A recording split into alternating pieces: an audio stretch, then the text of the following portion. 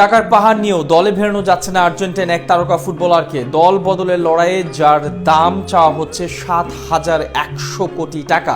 অবাক করা এমন ঘটনাতেই তোলপাড় ট্রান্সফার মার্কেট। কে এই ফুটবলার আর কেনই বা তাকে দলে ভেড়াতে ২,১০০ কোটি টাকাও যথেষ্ট হচ্ছে না বিশ্বসেরা ক্লাবটির জন্য, সে কথাই থাকছে রিপোর্ট।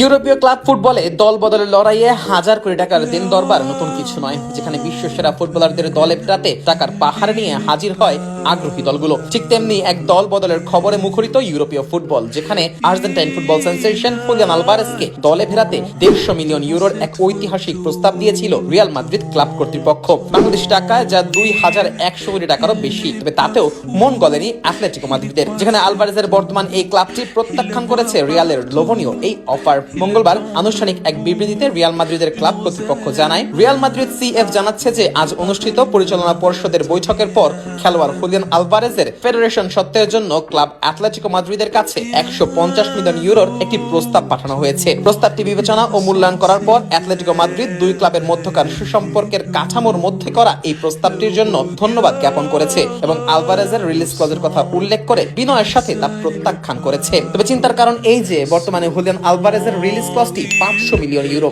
বাংলাদেশি টাকায় যা ৭,১০০ কোটিরও বেশি, যে দামে আলভারেজকে কেনা অনেকটাই দুরূহ ক্লাবগুলোর জন্য। আর তাই এই দফায় আর আলভারেজকে কেনা হচ্ছে না রিয়াল মাদ্রিদের।